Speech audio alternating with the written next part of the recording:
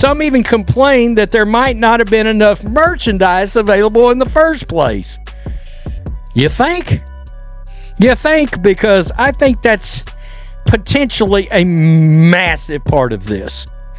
Quote, "It's not fair. I just saw this because I was working."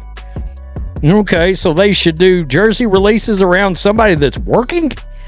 Their schedule? That's weird. "Please restock at Angel Reese's jersey. We are begging." At Unrivaled WBB, a commenter wrote. Another frustrated supporter said, "Please let me get an Angel one. I was there the second they dropped and it sold out. I'm gonna cry."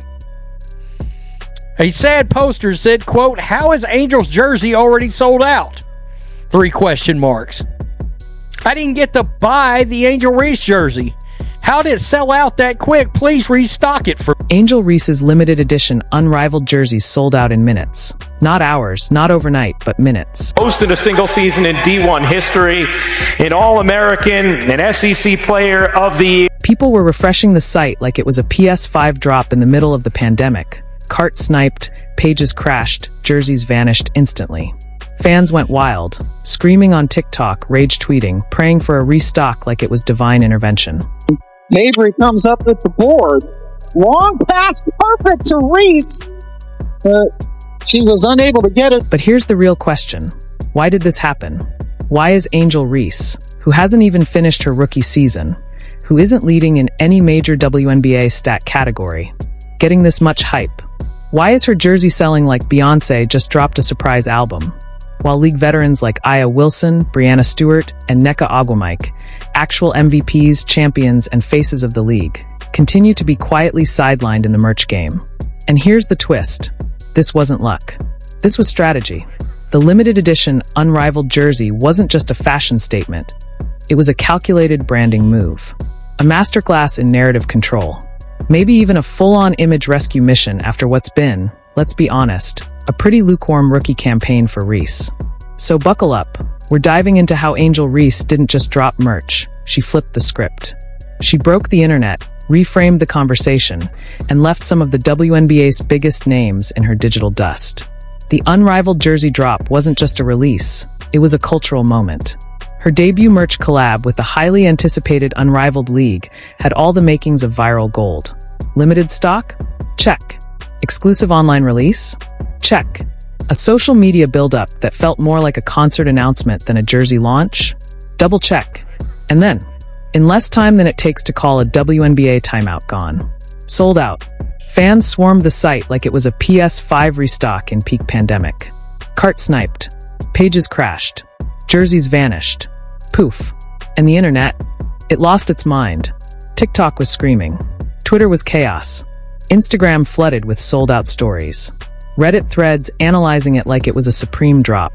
It felt less like a WNBA jersey release and more like a Yeezy sneaker launch. And that was by design. Because here's the truth. This drop wasn't necessarily about overwhelming demand. It was about controlled scarcity. It was about curating hype, manufacturing urgency, and creating the illusion of a must-have item.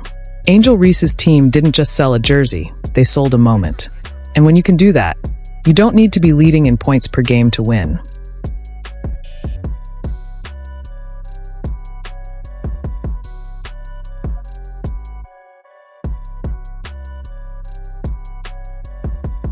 Now let's get one thing straight. This jersey didn't sell out in minutes because demand was off the charts like we've never seen before. This wasn't Nike shutting down their site because millions were flooding in to cop the latest LeBron release. No, this was manufactured scarcity, plain and simple. Let's be honest, Angel Reese is a big name, sure, but she's not Caitlin Clark. She doesn't have the same crossover appeal, the same universal hype. She's not packing out arenas with ease. When Caitlin Clark drops a signature jersey or shoe, it's not a gamble, it's a guaranteed sellout. With Angel Reese, it's still a calculated play, a branding move designed to generate buzz through limitation, not scale. Oh, I know. Bruh, why are you always coming after Angel Reese? I'm not, but I will offer my commentary and be a pundit, especially on situations that I don't believe necessarily where people could be getting the whole truth, nothing but the truth, and so help me God. All right? I'm going to speculate. I'm going to call out. I'm going to wonder out loud. But Angel, she's polarizing. She's got loyal fans, no doubt, but she's also got plenty of critics. And let's be real, she hasn't proven herself at the pro level yet. So what do merch teams do when they're not 100% sure a product will hit? They play it safe. They limit the supply. This wasn't a flood the market situation. It was more like a let's test the waters without risking inventory losses kind of move. A controlled drop. Maybe just a few thousand units, enough to spark hype, stir conversation, and make it feel exclusive, but not enough to backfire if the buzz didn't translate into actual sales. Can score, and you know who likes it? Angel Reese, her rookie post. Think about it. You're not seeing resellers flipping Angel Reese jerseys for double the price. There aren't stock alerts pinging across platforms. This wasn't a frenzy born out of overwhelming demand. It was a frenzy because there weren't enough jerseys to begin with. And honestly, that's smart business. Angel's camp, along with Unrivaled and the jersey distributors, knew the hype around her had cooled off. Her rookie season hasn't been dominant.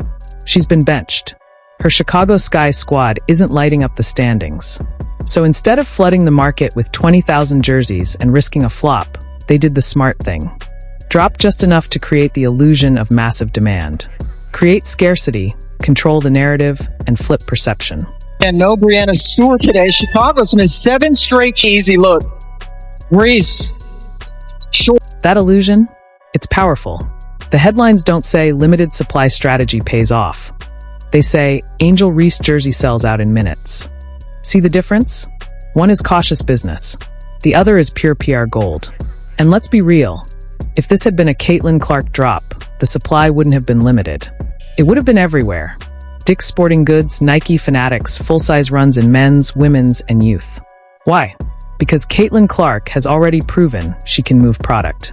She shattered viewership records, packed arenas in college, and she's doing the same on the road in the pros. Her game translates. Her story resonates. Reese, she's still trying to find her footing in the league. Threw by Burke, but couldn't get the floater to go. Angel Reese. Exactly. It's not a knock. It's just the business reality. Companies are careful with risk. So when you see the words limited drop and sold out instantly in the same sentence, understand this. It's not always a reflection of how many people actually wanted it. Sometimes, it's just a smart manipulation of how few were available in the first place. Scarcity drives demand, and that's exactly what they want you to think. Hey, let's talk about Caitlin Clark again. We talked yesterday about how she's making her team better. While I believe the Chicago Sky are at fault for making their team worse by focusing solely on their star rookie Angel Reese. Well, the question then becomes why?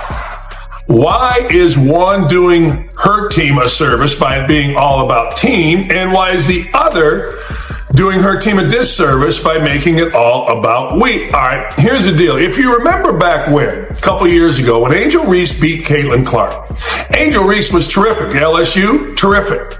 Guess what, though? Caitlin Clark became the star. Why? Well, it has everything to do with style of play. When you watch Caitlin Clark play, you're seeing somebody different. You're seeing somebody like Steph Curry. I said 2 years ago, after watching her even get beat by LSU, we're seeing the modern woman, Steph Curry. Why? What does that mean? Well, people think that means just shooting from the three-point line. No, it doesn't. I remember Coach Bobby Knight, my college coach, doing a game on ESPN of Steph Curry's talking about his passing. He said, people think that Steph Curry is all about deep threes and making long shots. No. It's passing. And then it's getting to the rim. Now, Caitlin Clark does the same thing. A lot of people compare her to Pete Maravich. Now, Pete Maravich, a little too old for most of you. Pete Maravich, one of my all-time idols, with the flair and that type of stuff. And sure, that's that, but let's keep it modern. The Steph Curry that we know in the NBA wasn't really seen in the NBA, even with the greats like Isaiah, Steve Nash, Jason Kidd, you name a point guard. They didn't play it the way Steph Curry does. Sure, they assisted. Sure, they could shoot the ball. There isn't anything in the world of basketball that Isaiah Thomas, I believe the best small point guard in the history of the league, could possibly do. He could do everything, but the game was different. for a lot of reasons. So we see Steph, and he does all his stuff. Same thing in women's basketball. We've never seen anything like Kate. Angel Reese came into the WNBA with a mountain of hype after her iconic NCAA championship run at LSU. She was instantly labeled the next face of women's basketball. The swagger, the lashes, the trash talk, she had it all. But once she hit the WNBA hardwood, things got quiet. Her stats were decent, her minutes inconsistent, and her team, the Chicago Sky, was struggling. Meanwhile, Caitlin Clark had the entire sports media world orbiting around her every move. Reese, she was starting to fall behind in the narrative. As for the unrivaled jersey drop, that was redemption. It was calculated branding. Companies, PR teams, marketers, they saw the chatter dying and said, "Nope, we're not letting Angel Reese fade." Natasha Cloud jerseys sold out within 4 minutes. Oh yeah, that's fire. That's explosive. Here we are right here. All right. Let me just go over here. There's Cloud. There's Brittany Griner. All right. So it raises a question as I see Sabrina Ionescu, the jersey sitting there, right? I see Kate Martin's jersey sitting there, right?